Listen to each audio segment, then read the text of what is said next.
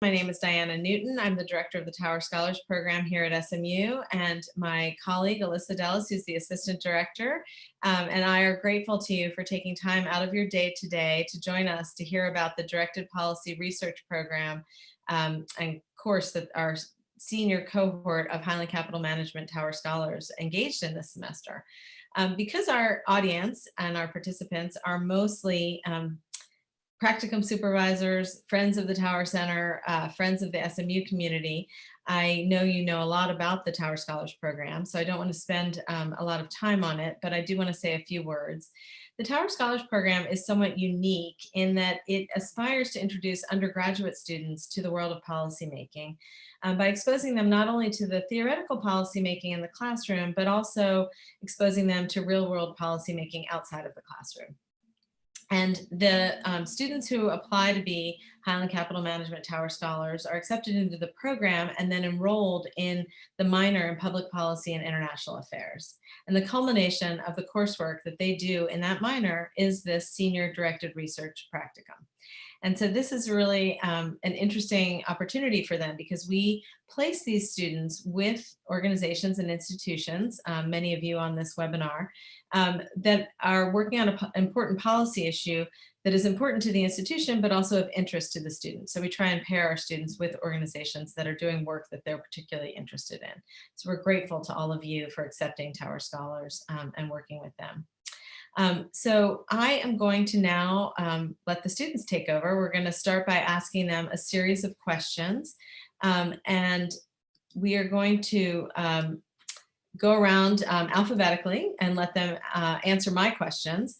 There are only 3 questions for them to answer, so it shouldn't take too long. And then we'd like to open it up to the audience for Q&A. And I know that we have all spent our lives on Zoom since March, but just to go over the rules of the road, there are 2 ways to ask a question.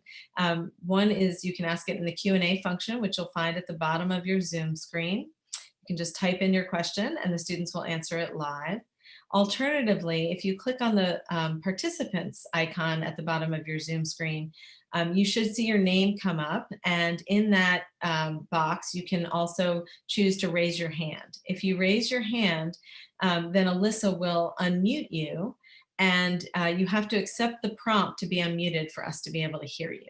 So once you do that, then you can ask your question.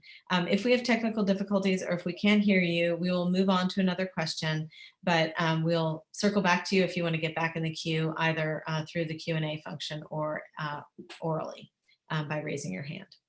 Okay. All right, students, it's your turn, and I know we're all eager to hear from you this morning. So my first question to each of you is, could you please introduce yourself and give a brief overview of your host institution and a summary of the key policy issue that you worked on during this semester? So we'll start with you, Kalkadan. Thank you. Good morning, everyone. My name is Kalkadan Alamu, and I'm from Fort Worth, Texas. I am currently majoring in biology with minors in chemistry, business administration, and public policy and international affairs through the Tower Scholars Program. For my practicum, I was granted the opportunity to work with the City of Dallas, specifically the Office of Economic Development, where I worked on two issues. I was responsible for evaluating and proposing recommendations for the Healthy Food Dallas initiative, which is a grant program that's designed to increase access to healthy foods in areas that are considered food deserts. I was also responsible for proposing recommendations on the formation of a food policy council. And generally, a food policy council is responsible for bringing together all of the key players in the food system to increase food access and food equity. Great, thank you so much. Okay, Zubair.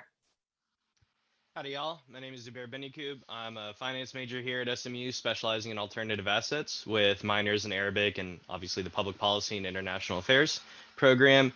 I'll have the opportunity to graduate this May, and starting right after, I will be working full-time at Stevens Inc. in their capital solutions group.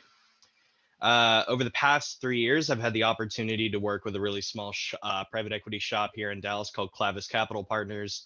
And through them, I ended up finding the sponsor for my directed research project, which was an oil field supply company called RK.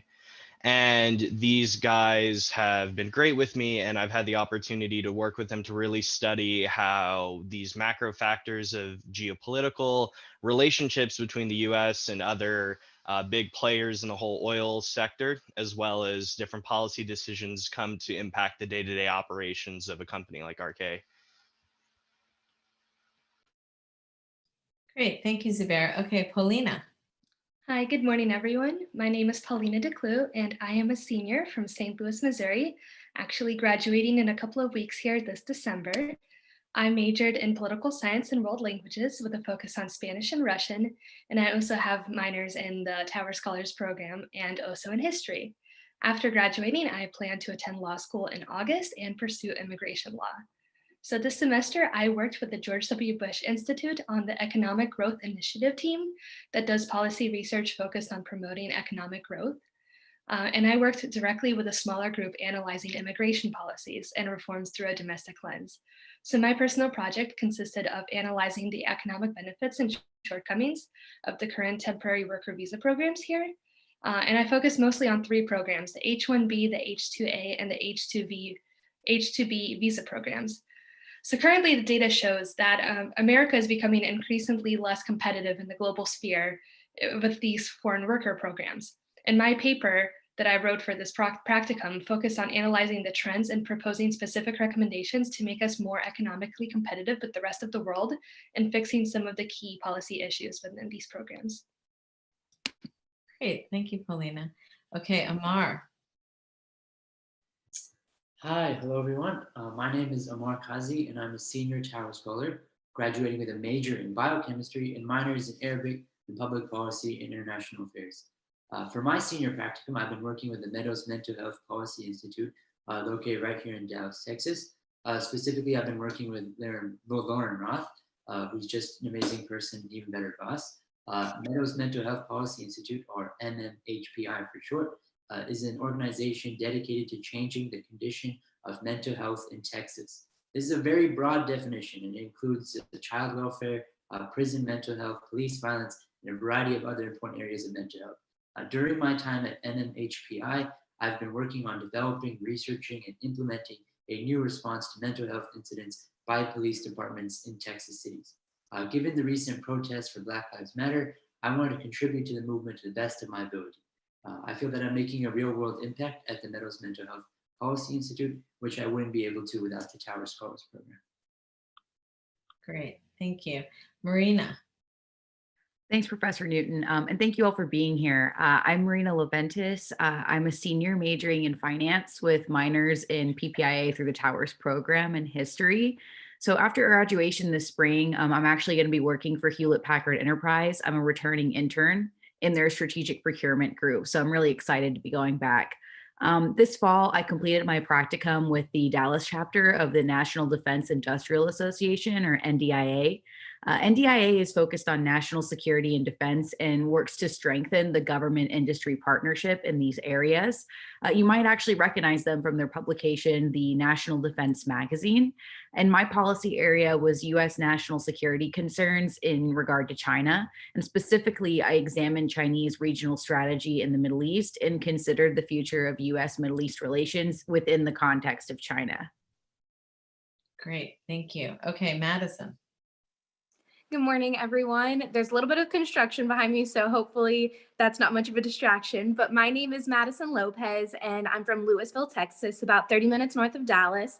And I have majored in political science and human rights with minors in public policy and international affairs and history. So this semester, I had the wonderful opportunity to work with the George W. Bush team on their Human Freedom Initiative. And this is actually the second semester that I've had working with this wonderful team. My project this semester, however, focused on developing a guiding toolkit or resource for organizations and nonprofits that seek to develop a program similar to that of the Bush Institute's Liberty and Leadership Program. So the Liberty and Leadership Program is an amazing program that the Bush Institute offers, where they train mid-level professionals and leaders from the country of Burma in leadership and in democracy. So they empower leaders to go back to Burma and make a difference in their own country. So the resource that I sought to develop with my team team was to make a curriculum and set forth a theory that provided an outline for how the Bush Institute works their program so that other organizations can create a similar program that is able to be tailored to countries that they are focusing on, other transitioning democracies, Burma, and the like. So that's what I worked on. Great, thank you. Vishak. Good morning, everyone. My name is Vishak Madhil. I am, as you guessed it, probably a senior Tower scholar, majoring in economics. After graduation, I plan on working as a data scientist before pursuing graduate studies in computational social science. This semester, my placement was at Texas 2036, a Texas-oriented data-driven policy think tank. By 2036, Texas will reach its bicentennial and be home to 10 million more Texans. So to help prepare for this, Texas 2036 provides data-driven policy analysis across a wide array of key policy issues for Texans. One of these areas is health policy. And to help with this objective, I helped support the development of a web application that provided data, visualizations, and other information about key health areas that affected Texans. Specifically, I helped write code to develop the tool, I gathered and cleaned data, and I contributed to making the user experience design into reality. And without the Tower Scholars program, I wouldn't have had the opportunity to combine both my interests in policy and in data science. Great, thank you.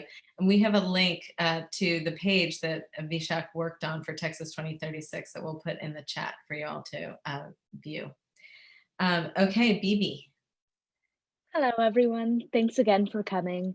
My name is Bibi Schindler. I'm currently out of St. Louis, Missouri, which is where I'm from. As much like everyone, I'm a senior. I am studying history and psychology with minors in Russian area studies and the public policy and international affairs minor through the Tower Scholars program. So my primary interest is environmental policy, which is why I was very fortunate this year to be placed with the city of Dallas, specifically their Office of Environmental Quality and Sustainability. So the city of Dallas is in its first year of implementing their ambitious, comprehensive environmental and climate action plan, which has several benchmarks to achieve this overall goal of carbon neutrality by 2050. So to that end, my primary focus was looking at electric vehicles and electric vehicle charging stations. So one of CCAP's goals is for Dallas to have 1,500 charging points by 2030. So through this semester, I examined the current state of EV charging, found gaps in the existing charging infrastructure, and then sort of proposed these solutions aimed at minimizing and eliminating these gaps. It was a wonderful experience, and I'm so grateful that the Tower Scholars program has been able to provide that for me. Great, thank you. Allison. Good morning again. My name is Allison Schultz. I'm also a senior hailing from Dallas, Texas, majoring in public policy and psychology with minors in, of course, the Tower Scholars program in public policy and international affairs, as well as economics and health sciences. For my fall practicum this semester, I was placed with the U.S. Attorney's Office for the Northern District of Texas, specifically AUSA Shane Reed, where we are currently prosecuting 2 cases involving the production, receipt, distribution, and possession of child pornography. So for my final policy memo connecting my work in the Tower Scholars program to these cases, I used my experience in the office and on these cases to examine the legislative impact on the federal child pornography sentencing guidelines, resulting in inordinately long recommended lengths of incarceration. Great. Lexi. Thank you, Allison.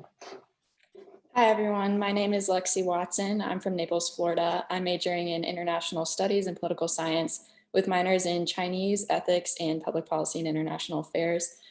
This semester for my practicum, I was placed with Emergent Risk International, which is a risk analysis and consulting firm based in Dallas. And I've been working on the topic of the future of manufacturing supply chains in Asia. With ERI, I was responsible for creating a report on these firms that are on this topic that will be sent out to the companies they work with. I've mostly focused on American firms based in China, and I have looked at what the drivers are pushing these companies out of China or compelling them to stay. Some of the factors I've looked at include China's policies towards these firms, the impact of the US-China trade war, or the pandemic. Great. Really interesting. As you can see, we've had a variety of experiences and the students have really gone in different directions that interest them. Okay, so now we'll go around and have you each answer for us with regard to the policy issue you just described. Tell us about an unexpected challenge that you had to navigate and how you managed that. Okay, Calcutta. Thank you. So in my evaluation of the Healthy Food Dallas initiative, when I was reviewing the criteria, I noticed that it focused on a lot of short-term issues, and access to healthy foods is an important component of food insecurity, but it's not the only one. So I recommended in my recommendations to balance both reactive and proactive factors in the fight for food justice. Therefore, to ensure that we were addressing both sides of the issue, I recommended that a certain percentage of the funds be set aside for more holistic programming solutions, which was accepted and adopted. And for the Food Policy Council, the department that was responsible for spearheading the project focused a lot on urban agriculture. So in my recommendations, I emphasized the importance of having a food policy council that would focus on an array of topics and issues. So I used the information that I gathered from various food policy councils in other cities within the state of Texas, and I demonstrated that these councils were successful because they had a different effect and reach on all of the key players in the food system, such as production, harvesting, food recovery, and waste system, to even addressing structural barriers in the food system, such as building opportunities for food entrepreneurs and increasing access to capital and land. So those were my two challenges, but thankfully we were able to navigate those successfully. Great. Thank you so much. Zubair. Yeah. So for me, one of the key hurdles was going from kind of that 100,000 foot level in the policy sphere, translating that down into what that looks like in the finance level, where you're looking a little bit closer, but still not on the day-to-day, was a challenge enough. And even beyond that, how to translate what I can see is here's what a potential financial impact for a oil field supply company could be to what is the probable impact on RK's day-to-day operations. And being able to translate from that level of distance was something not only I wasn't too much used to, but also was struggling on how to really articulate well. And one of the best ways that I really worked to overcome that was just through an almost excessive amount of communication. The virtual world is beneficial for one thing in that I can text, email, Zoom, any of the guys down in Houston or anywhere else in their operations and hear from them directly on exactly what their perspective is on things and how they think something might happen. And taking their personal analysis with the public policy analysis and the themes that we've learned over our college career, and as well through the finance curriculum here at SMU, getting to consolidate all that together and finally produce a product where I can actually tell these guys like, hey, here's the trends that are happening and here's how that might affect you in the future. Interesting. Thank you. Okay, Paulina. Thank you. So by far the biggest challenge I have seen in immigration policy is that this is a policy area that's become increasingly contentious over the past couple of years. And because of this polarization of politics that we see happening, this gridlock that exists for immigration policy results in many reforms not happening at all or not happening fast. So this also applies to the temporary worker visa programs that I worked on. A lot of the data undoubtedly showed that America was falling behind in the global sphere for foreign talent and work. And although I had to take the time to explain why I was putting forth these reforms, I also had to devote a section of my paper to analyzing if this was feasible in the first place for us to accomplish.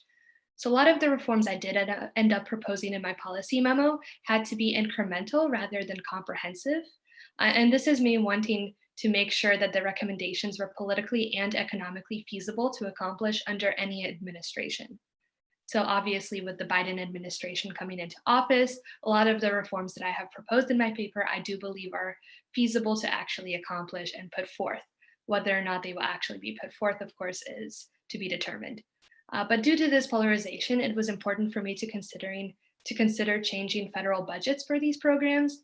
And no matter the administration, any change or increase in federal spending is unlikely to happen. So policy recommendations that I put forth actually focused on cutting unnecessary costs, which actually ended up increasing the efficiency of these programs and making them more viable.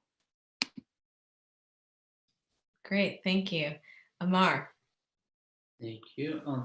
So one unexpected challenge I found was the lack of research on specific topics. For example, for my final deliverable, I had to find and analyze research on the effectiveness of residency requirements on changing police officers' behaviors. Most of the research was hard to find and behind paywalls. I was able to find a large majority of the research articles through the SMU library. They helped me navigate through their search engine, which was extremely helpful, and also were able to help me get through those paywalls. I think everyone should make an appointment with the SMU librarians. They're amazing people and really help you regardless of the topic. We're going to put you on their website doing a little infomercial. Okay, Marina. Yeah, so I think scope was the biggest challenge within my research process. So my ultimate deliverable is a presentation. And if I couldn't consolidate the information to make concise points, then the presentation would become longer and longer and longer because there are just so many facets to Chinese strategy and behavior that it is super easy to keep panning out instead of staying zeroed in. Even in the Middle East, China is engaging economically. They're doing this in energy, foreign direct investment, private partnerships, the works. They're developing infrastructure that could potentially even have military implications somewhere down the road. And there's this whole realm with what they're doing with data that I could potentially explore. But to fully understand each of those areas, I would probably need years of time and also, frankly, a lot more expertise. So to better navigate the research process, I decided just to keep it broad enough to be aware that these actions are happening from a broad perspective to get a full view of China and the Middle East, but only to go about an inch deep on each of these topics. And that is going to allow me to present recommendations from a grand strategy or macro perspective, rather than to try to make assessments very deeply into these very niche areas, because there's really no way to become an expert on something that specific in 2.5, 3 months time. Okay, great. Makes sense. Madison. Thank you.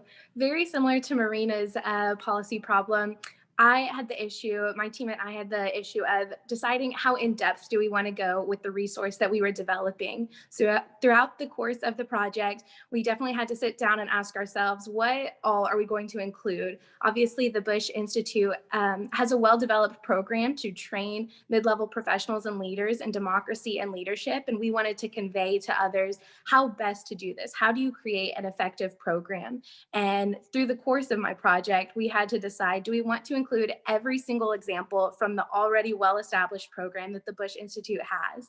And after figuring out that that document would become minimum 100 pages long, we had to take a step back and say, okay, we need to focus on the what and the why of what programs need to put into their own programs. So we established there are certain elements of democracy that must be talked about in a curriculum. There are certain aspects of the theory of change that organizations need to make sure that they implement when crafting a program. So we put the what of a well-established program and the why, the ideas behind it, why it's necessary to include those things, but the how is kind of left up in the air to the organizations that are crafting those programs. We did include quite a few examples, and we did that through including an appendix. So we are in the process of deciding how long this document is still going to be, and we have presented to the executive director of the Bush Institute, and she gave us great feedback in deciding that we need to include the what and the why and put the how in the examples, the logistical help for organizations in an appendix. Great. That's a solution to your challenge that I think all of us could use in any one of our organizations. Vishak. Yeah, I think one unexpected challenge and surprise that I had was knowing where to go to find good quality data.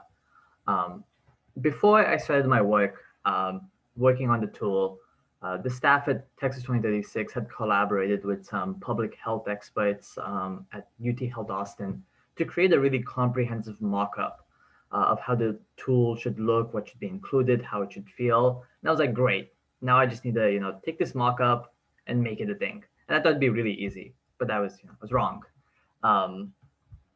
So sometimes when I first started, I would go to gather the data that everyone was interested in. And sometimes the data wasn't complete, sometimes the data wasn't that easily accessible. And I didn't have the domain knowledge to go look elsewhere for the same data. So I had to reach out, ask people, okay, the data at the Department of Health is incomplete. And they would tell me, oh, go to the Census Bureau. It's the same data there, but it's complete. But that created delays and other problems. But I think it's really representative of how to make data-driven decisions in the public sphere and its limitations. And one of the biggest limitations is getting the data that you need at the right time. And if you don't have the domain expertise like I did, it can become challenging. And again, create roadblocks, create delays in getting your decisions out the door and affecting people. Interesting. Okay. Vivi. Hi. So I'm going to be talking about this sort of cyclical problem that I've seen when it comes to electric vehicle charging, and I guess can sort of be generalized to a lot of environmental policy in issues. So when we look at environmental policy, obviously it is still somewhat of a contentious issue in that it's hard to convince people of this urgency for environmentally conscious behavior for a problem that might not seem as pressing or immediate, even though it is, and our actions now can encourage a better outcome in the future. So this leads to a variety of problems, which I noticed with electric vehicle charging, and sort of why we needed to step in and make sure we were getting these chargers placed. So in just the natural world, we'd say. So without these charging stations already in place, people might not feel compelled to buy electric vehicles because they're really concerned about there being enough chargers. But without people already having these electric vehicles, businesses, apartment complex, places like those might not feel a need to put in electric vehicle charging stations because they don't see this demand.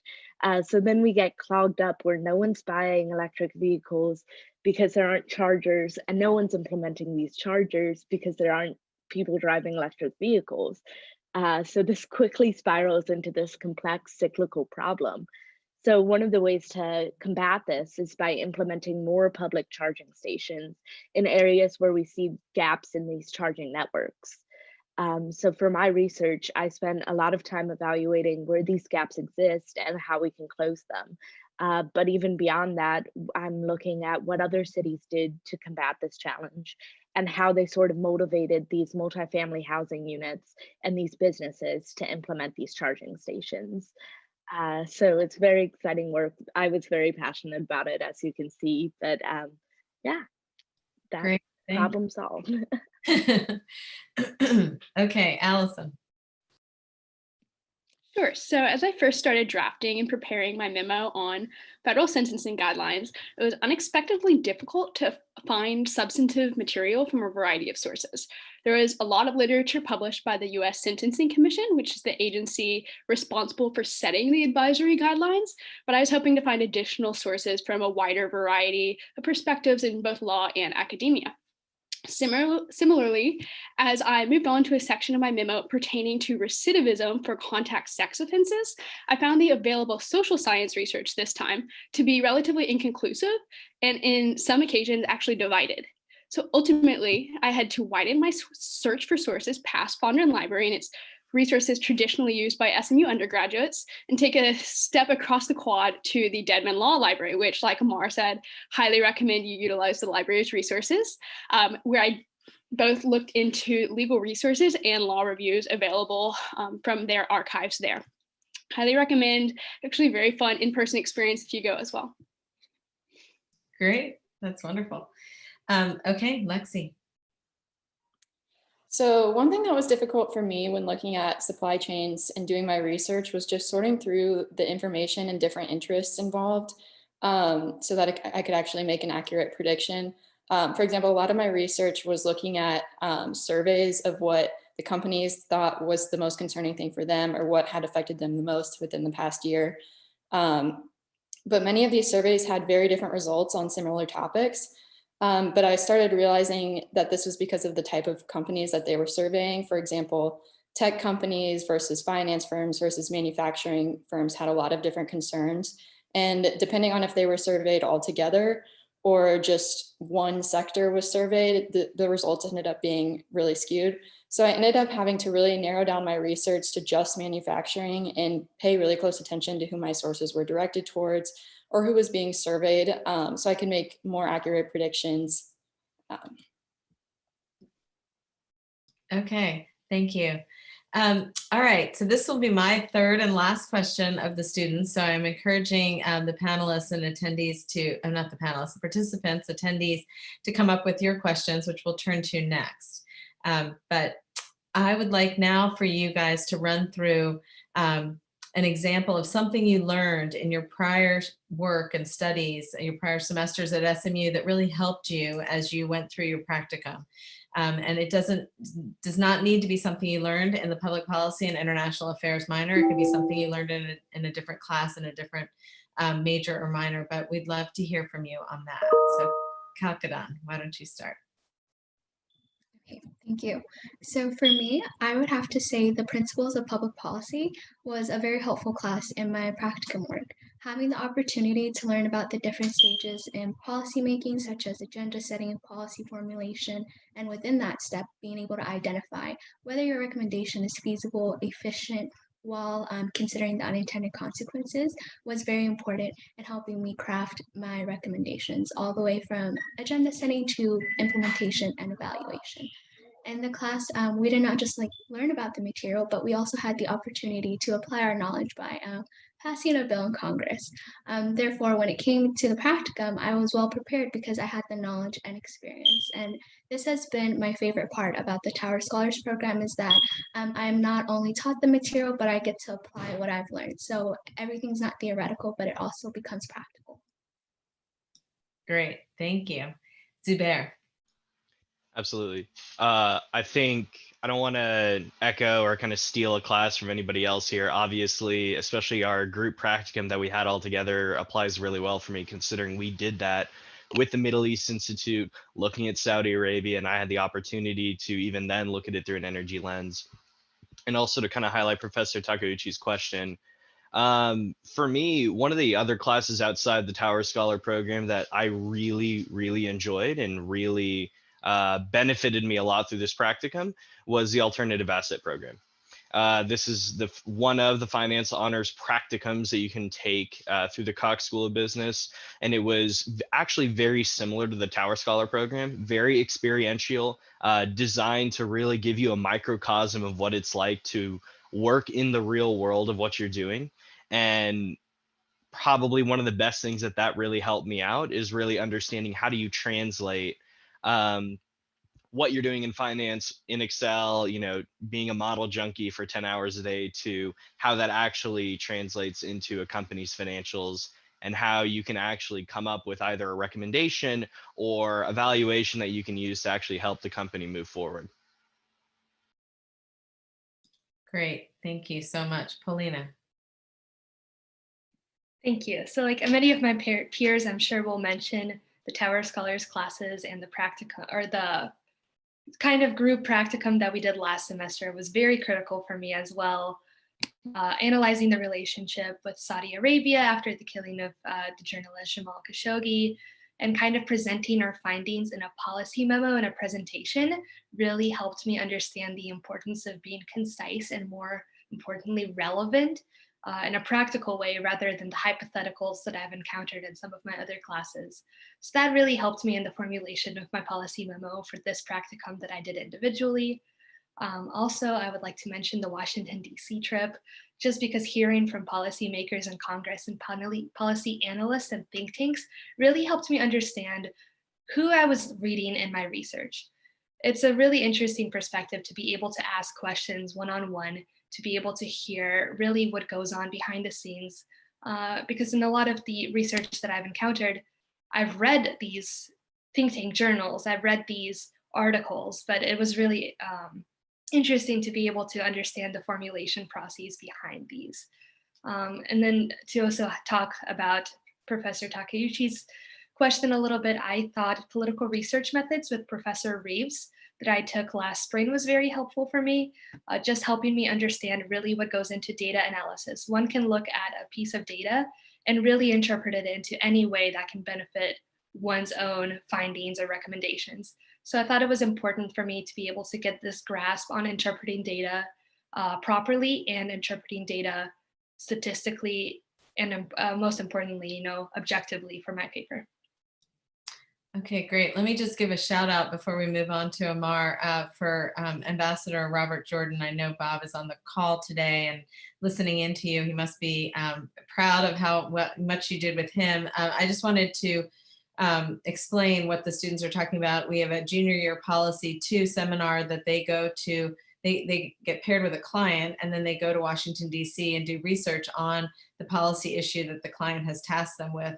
They meet with experts in the field, on the Hill, in the administration, in think tanks, and then they spend the rest of the semester developing a series of recommendations for the client. And last year, we were lucky enough to have Ambassador Jordan as the faculty member who took the students to Washington, D.C. The client was the Middle East Institute, and the students looked at specifically the U.S. relationship with Saudi Arabia in the wake of the Jamal Khashoggi killing, and how the United States should move forward with an important longtime ally, yet one that commits human rights actions that we could not possibly condone as a country. So really interesting project for them, and I think really set them up well for their senior year practicum. So thank you to Ambassador Jordan, and just wanted to explain that. Okay, Amar, it's your turn. Just to echo what everyone else was saying, I definitely benefited a lot from Ambassador Jordan's class. It's probably one of my favorite experiences at SMU was just learning from him, going on the DC trip. Specifically for this question, a lot of my tasks during my practicum experience were oriented around effectively summarizing and researching relevant journal articles. I feel the place where I best learned to do this, and I definitely learned that in all my Chapter Scholar classes, was when I first learned this, and that was with Professor Newton. During that class, I had to learn effective memo writing and summarizing important information, while at the same time not omitting too much. It's just a super informative way of writing, and I definitely changed the way I write. So although memo writing is something that's like initially a little difficult to get the hang of, it definitely benefited me a lot, and it can help you in a variety of ways in your future career. Okay, great, thank you. Marina. So I guess I'm gonna follow the rest of the group here and say that also the junior policy seminar 2 class with Ambassador Jordan was exceptionally helpful. So thank you, Ambassador Jordan, for such a great class. Learning from him was obviously such an honor, and from his vast experience, but it was also specifically helpful for my practicum, given I'm looking at the Middle East. So I could kind of draw upon, his lectures and our readings in class, as well as just the work that we did for our project for the Middle East Institute as a platform to launch my research on China. And obviously, Professor Newton, you already explained the class, but basically, we just spent so much time, researching, actually visiting DC and talking to various, stakeholders and people who are experts on this topic, consulting Ambassador Jordan on U.S. interests in the Middle East, that basically I could just pick up right where we left off and research the opposite, which is obviously Chinese interests in the Middle East for my topic. So having that kind of background in researching the Middle East from the US's perspective allowed me to better build a presentation around our competing interests and agendas and make recommendations based off of a longer term period of research than perhaps I would have had otherwise if we hadn't have had that class. Great, okay. Madison. So of course, I'm going to say the junior seminar as well. Absolutely incredible. And just the Tower Scholars as a whole has some incredible professors and staff that just make the whole experience an incredible learning experience. So shout out to every single person that has taught a class. And I also want to give a huge shout out to the SMU Political Science Department. And some of the Tower Scholars Fellows also teach political science classes. And so in my project, I needed prior knowledge on how democracy functions. I was responsible for a large portion of writing some of the democracy curriculum and expressing what elements of democracy need to be taught in transitioning democracies to those mid-level professionals and leaders. And so having background knowledge on democracy was critical. And I've taken quite a few classes in the political science department pertaining to transitioning democracies and how democracy works, the relationship between religion and democracy, and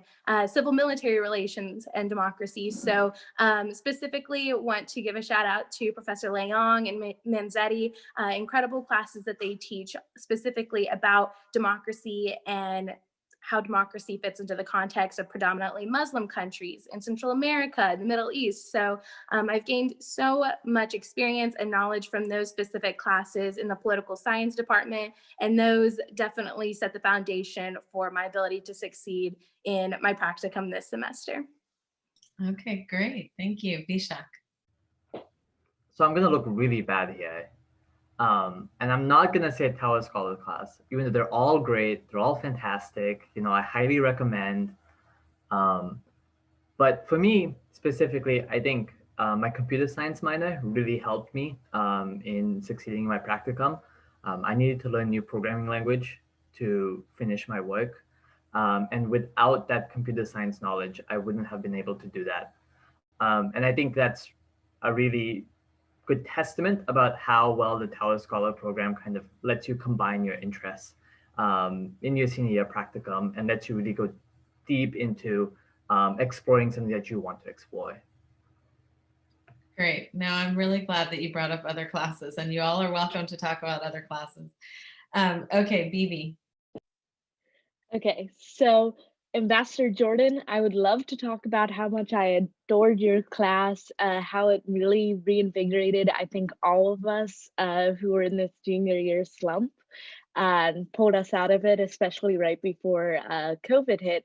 But I will be taking a slightly different angle and I will talk about Gateway to Global Policymaking with Professor Stanley and Newton. Because that class was just so exciting, and I felt like it was all of our first glimpse into what the policy world sort of looked like. I know that myself, I didn't know how to write a memo, didn't know how to sort of summarize my thoughts concisely, because a lot of other professors want you to write the fluff. And I just remember Newton saying, get rid of all the fluff. I just want the bare bones of it all. And I felt like that has really helped me, not only in this internship, but with a lot of my other work in college, sort of learn how to frame things and have the confidence of, okay, I know what the key aspects of this are. And from there, you can add the fluff. But if the fluff is hiding no actual structure, it's no good. So I'm really thankful for that, because I think going forward into whatever we do, we're going to be hearing Professor Newton's words in the back of our mind. And I think that's pretty awesome.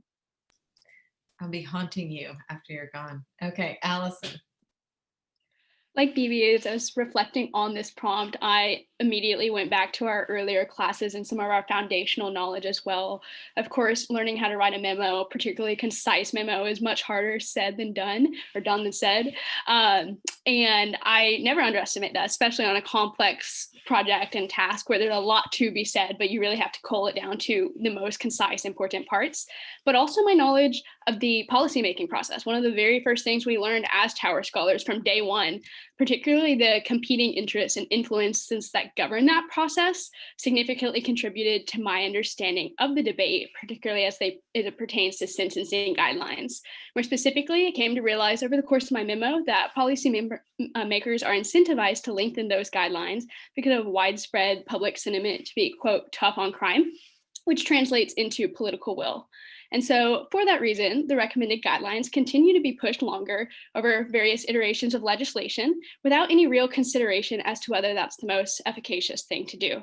So overall, I consider my research this past semester to have been considerably bolstered by my knowledge of the underlying policymaking process, which really highlights the legislature's impact on the judicial system at this critical intersection where both branches of government overlap. Okay, great. Lexi. Yeah, so I also thought the Gateway to Global Policymaking class with Professor Newton and Dr. Stanley was very helpful for me. Learning how to write a policy memo was really helpful working with ERI because that's their writing style. So even when I wasn't working on my practicum specific project, it helped me kind of be a step ahead and doing my daily work for them. And it was helpful when writing my actual policy memo for the practicum to make sure I was writing to a specific audience and only including information that was relevant to them. And also Professor Leong's class that we took in the fall of our junior year was helpful because we kind of, in that class, we talked a little bit about, the different players and the different influences on international events. And that was helpful looking into supply chains for me because there are so many different actors that influence this. Like you can look to the entirety of the US government, or you can look at President Trump specifically, or you can look at the specific companies that are operating and how these all play together. So that was kind of helpful in understanding the progression of events and how that all works.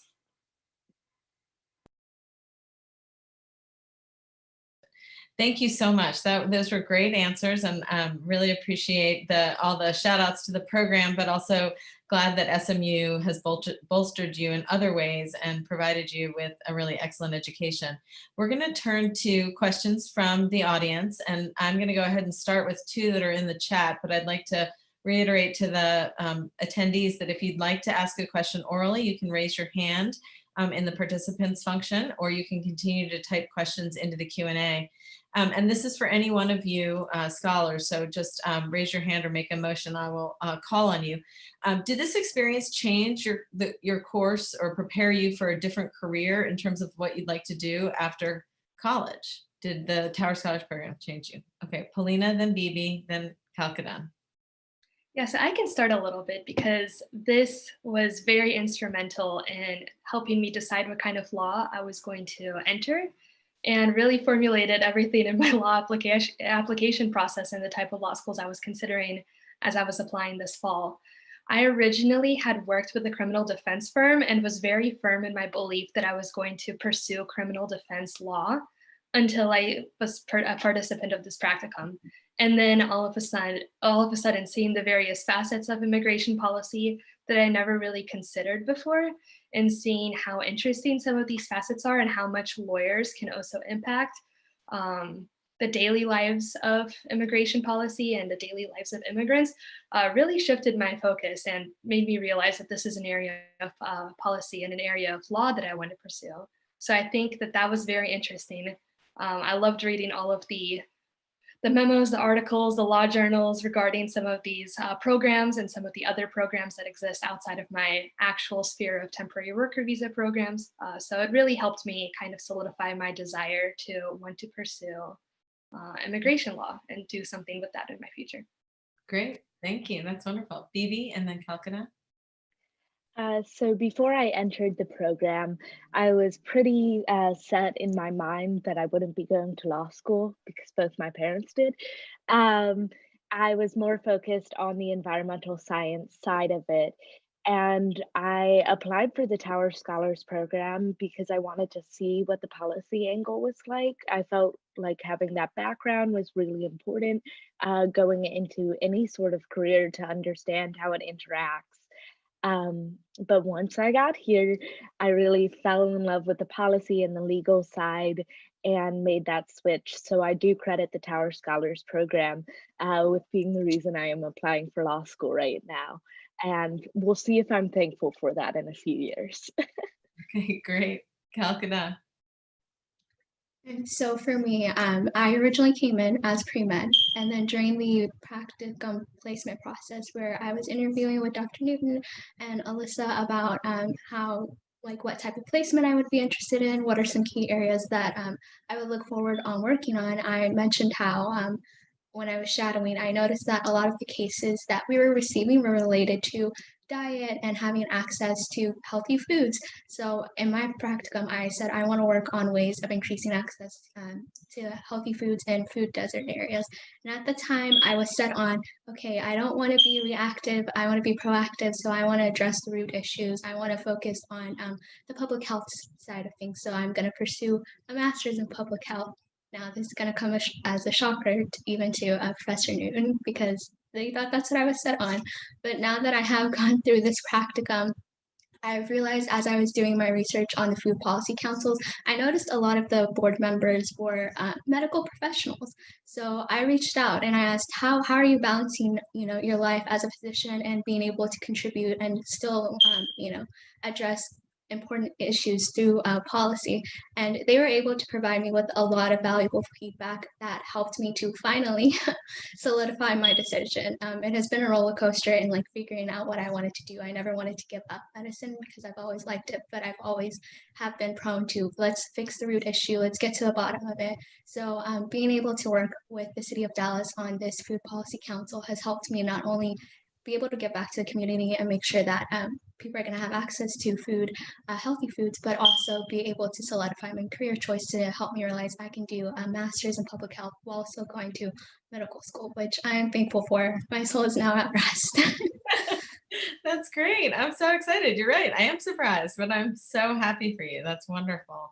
Any others want to comment on this before we move? Okay, I think maybe everybody does. Okay, I'm just going to go around then. Allison? Sure. So Sure. I similarly had a pretty monumental switch. Happened a bit earlier in my time at SMU, but I did enter pre-med, like many have talked about. Applied to the Tower Scholars Program thinking I wanted to study health policy. Still love it, don't get me wrong. But after a couple classes in the Tower Scholars Program and a really monumental internship for me, I realized that I have a very parallel interest. They're not similar, but it's parallel in criminal justice, specifically prosecution and criminal law. And so this semester has been really foundational to flesh out what that looks like, kind of hone in on what I enjoy in the field, what I enjoy about practicing law, and I look forward to moving forward with that. So full transition, but confirmed that it was the right choice, and I've loved every moment. Great. Okay. Amar and then Marina. So, like some other people, I came into the Tower Scholar Program wanting to be a doctor. I still haven't given up, but I have time. But I really enjoyed, I wanted to be a doctor, but at the same time, I didn't just want to be a doctor. I wanted to help the community, and I know it sounds corny, but I really wanted to have impact in the policy area. And I found this one person who just modeled exactly who I wanted to be. I just talked to her for literally an hour and a half, and it was just supposed to be a half-hour conversation. I was just now I kind of solidified what I wanted to do. That was mixing psychiatry with public policy. She works at Meadows Mental Health Policy Institute part-time, and in the meantime, she's also a psychiatrist, and she's just impacting the policy world while at the same time helping her community, and that's exactly what I wanted to do. Great, thank you. Okay, Marina, then Vishak. Yeah, so I am still going to end up working full time like my original plan was. But I think the biggest kind of personal shift that I had in kind of determining what I wanted to do did come from Towers and solidifying that I didn't want to work on Wall Street. And I actually declined a job on Wall Street because of this. So I think going forward, I feel open to potentially going to law school or potentially working in defense or even moving to Washington after getting a couple of years under my belt. But that was not something that I had originally envisioned for myself. I decided to major in finance because I felt like I should for whatever reason. And I felt like I should be the type of person working in a bank and I should be doing the whole IB thing. But I think after going through the Tower Scholars Program and specifically last year, after having an internship with Goldman Sachs and everything, I think I realized that my the place that I am the most comfortable and the happiest and the most myself and able to add the most value is not necessarily the place that I thought that I was going to end up. And that's in something more similar to what we've been doing through TSP. So I'm forever grateful for that, for helping me find a job that wasn't just one that I would live with and do okay in, but was one that I would be happy in and could launch me into a completely different kind of career than I thought that I would ever have. Okay, great. Okay, so Vishak, Lexi, first Vishak. Hi. So I came in to SMU wanting to be an economist, wanting to get my PhD in economics and become a university professor and just lecture and do economic research and then, age. But because the Tower Scholar program, I kind of shifted. I really enjoyed the practitioner side of things. I really wanted to be able to not just be a researcher, but also be a practitioner. And I think that really caused a shift towards data science too. And I think being at SMU, being able to explore other subjects, other fields of study really helped me make that decision, right? Being able to take computer science and math and statistics classes really enabled my decision. And while I still do, want to get my PhD, want to become a researcher, I really find that more of like computational social science in that field of being able to do both research and be a practitioner in the private sector kind of is more what appeals to me. And I think that career path of discovering and making things for people to use rather than papers for people to read feels more like my personality and more of where my skill set can benefit others. That's great. Okay, we'll just go in order on my screen. So that's Lexi, then Madison, then Zubair. Yeah, so I'm much like other people. I came into SMU with a very certain idea of what I wanted to do. I wanted to go to law school, but the only part of law that really interested me was international law, so that probably should have been my first clue. But going through the Towers program, I was still stuck on law pretty much until about our junior year and the spring when we went to DC. And I remember at one point I leaned over to another Tower Scholar and I was like, yeah, no way am I going to law school, I'm coming to DC. And so now I'm applying to grad schools for Asian studies in DC, and I'm also looking at jobs. I have a lot of options open, but it was really, I feel like the Tower Scholars really showed me all the different areas the different jobs I can do, seeing how Professor Newton's job and Ambassador Jordan's experiences, and then going to DC and seeing how all these other people got into international relations and seeing all the different things I can do. Just show me that I don't have to go to law school. I have other options, and I'm not exactly sure what I'm going to do yet, but I'm excited about it, and I'm excited about figuring out where I'm going to go. So great. Madison. Thank you. So unlike many of the people here, whenever I first came to SMU, I didn't know what I wanted to do. I was very confused. I had general ideas of things that I was interested in, but it was actually the Tower Scholars program that really helped me figure out what I wanted to do. I realized I love writing. I love international relations. And so at first I thought that I was going to apply for a master's program in public policy. I got really into that. But then through two opportunities through the Tower Scholars program, first I interned in DC at the McCain Institute, and then obviously at the Bush Institute. And both of those opportunities just made me fall in love with writing all the more. And I got to meet some amazing people, and it actually ended up encouraging me to apply to law school. So that's my current plan. I'm going to be attending law school next fall, and it's been a crazy journey, a fun journey, and I'm just so thankful that I've gotten to be a part of the Tower Scholars program, and it really has been this program that has helped me figure out what I want to do for the rest of my life. So thank you to everybody that has helped me along in that journey. Thank you. Okay, Zubair, last but not least. I came into SMU totally brainwashed and doing investment banking. I mean, literally from day zero, had I been trying to do this, having no understanding of really what that even meant or where that was going to end up taking me. But getting involved in the Tower Scholar program was arguably one of the best decisions that I made.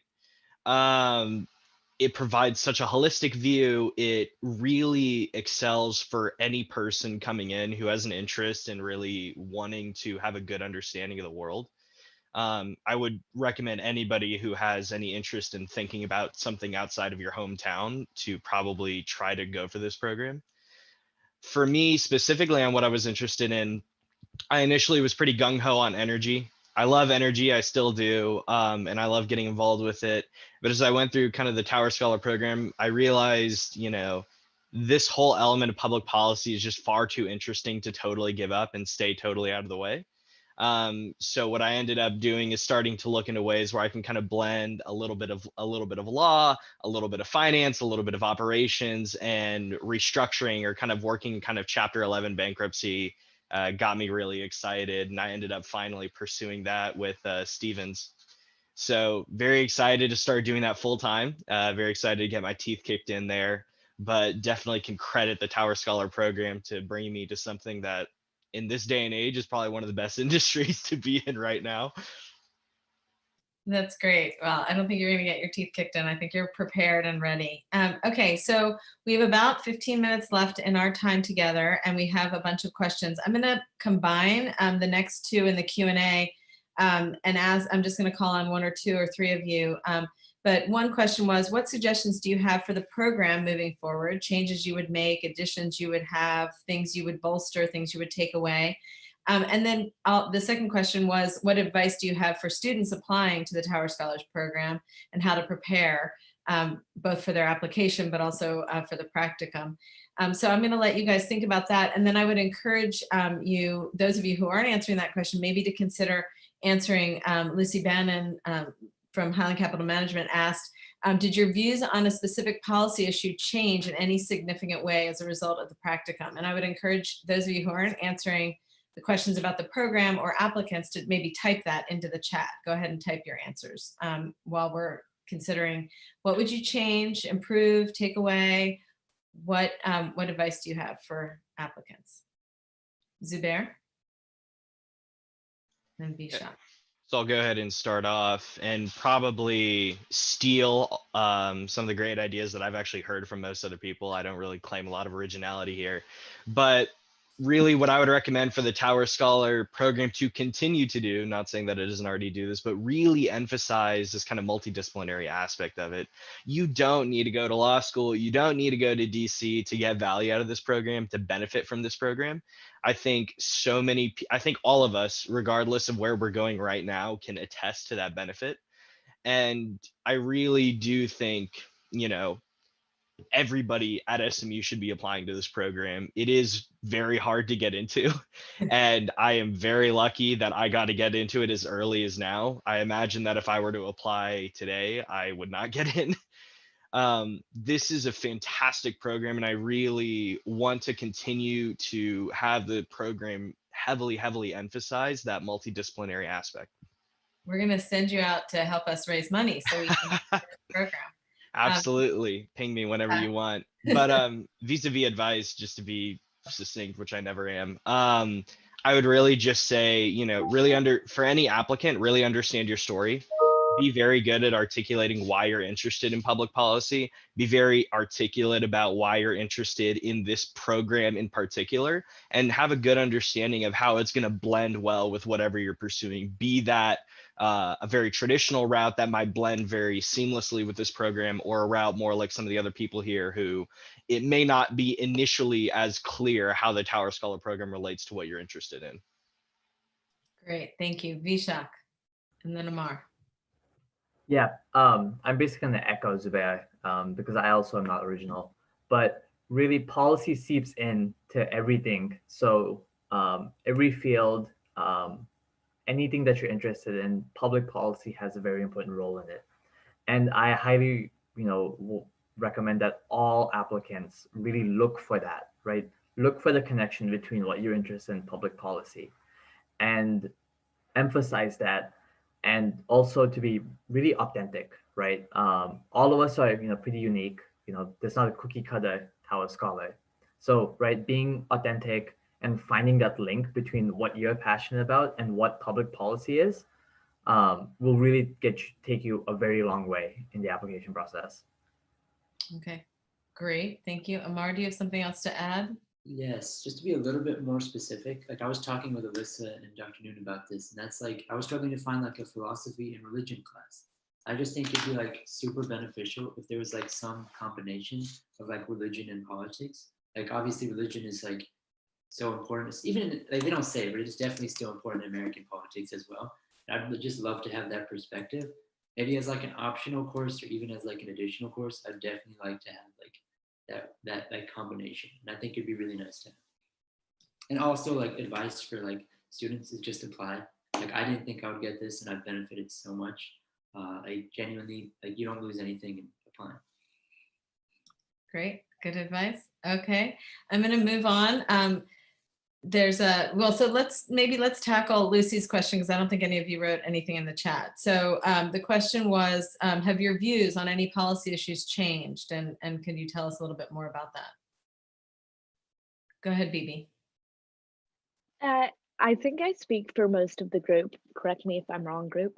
But a lot of the policy issues we've discussed in class, I think we learn a lot from each other, from the research we do. And even though we might have this vague inclination of a viewpoint, we do learn a lot from what we've done in these courses. So I didn't really, for my internship, have a view on electric vehicles.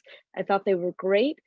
Didn't make the switch myself, but doing the research, I've learned a lot more to support my own viewpoint, and that's really grown. And I think that's one of the best parts about the Tower Scholars Program.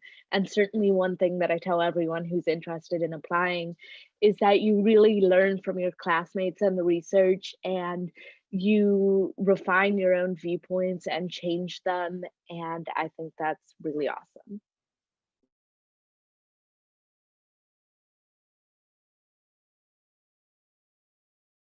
I'm totally muted. Okay, Allison, go ahead, please. And then Paulina, I think you wanted to say something. Just echoing what Bibi said, I came into the practicum with a relatively clean slate, at least in regards to child pornography offenses, which I hope most people have a relatively clean slate on that one. But what I will say, I think we can all agree it's a heinous crime. Nobody disputes that. A lot of literature refers to it as a moral panic, which Congress and legislature capitalizes on when passing legislation that increases these sentences.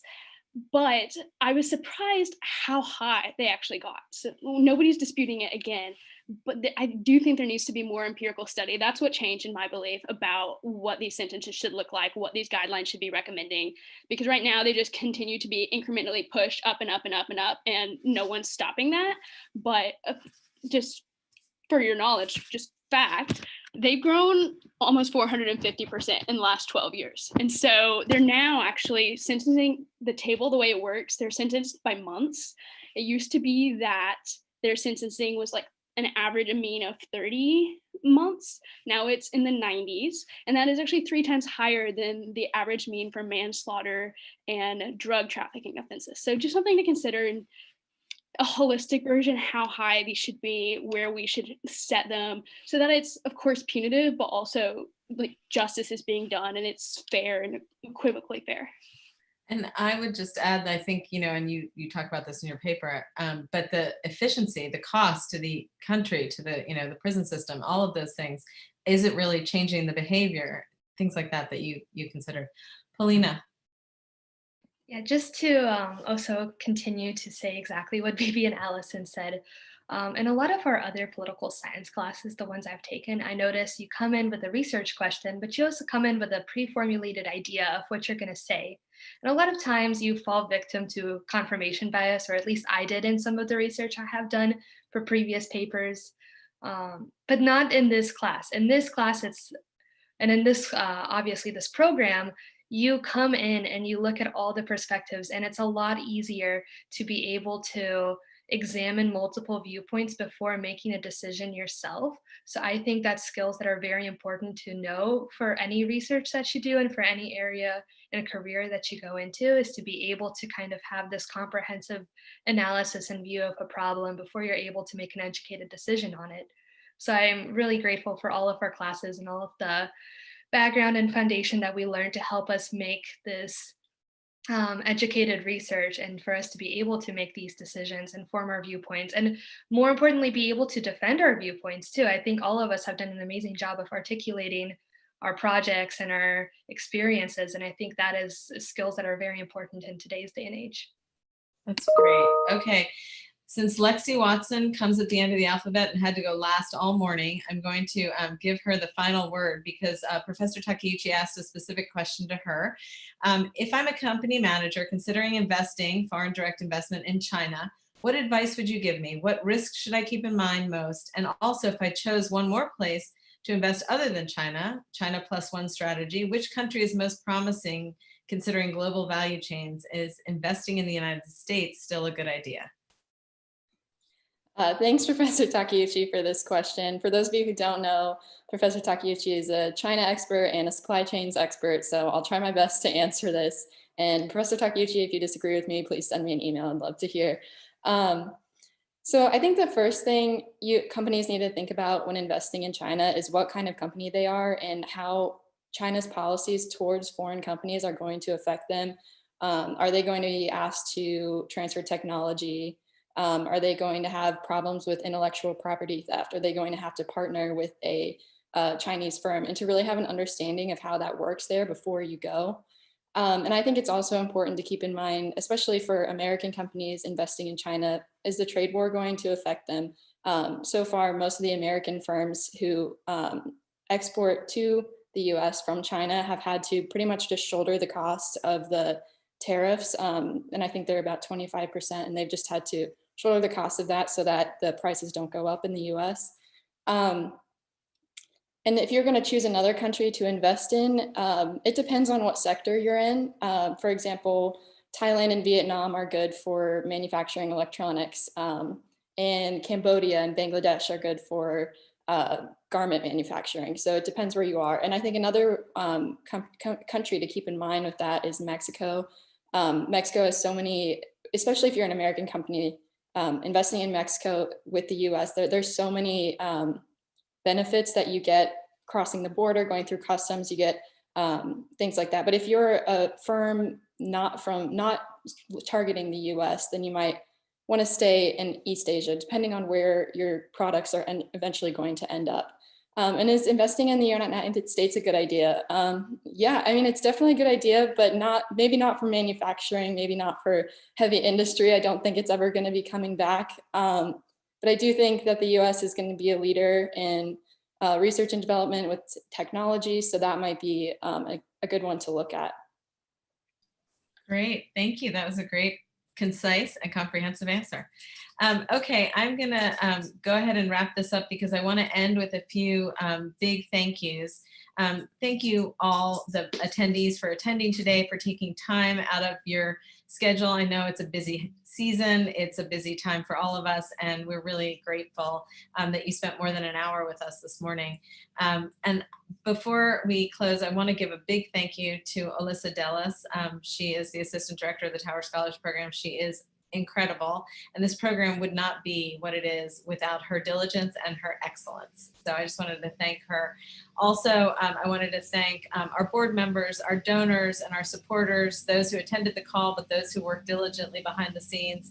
And I also want to add a special thank you to the staff of the Tower Center. It's nice that Lexi noted Mexico. We have the Texas Mexico Center, the Tower Center, and the team that works on all those programs. The Tower Scholars Program is truly successful because of all the behind the scenes assistance we receive from the Tower Center staff. Our executive director, Luisa Del Rosal, our academic director, Jim Hollifield, and the team that makes us all look good, Bora Lachi, Jenny Aperti, Ray Rafiti, and Valerie Maniscalco. So we're really grateful. And I would like to just wish you all a very happy and healthy holiday season. Congrats to the seniors who are almost done. Thanks.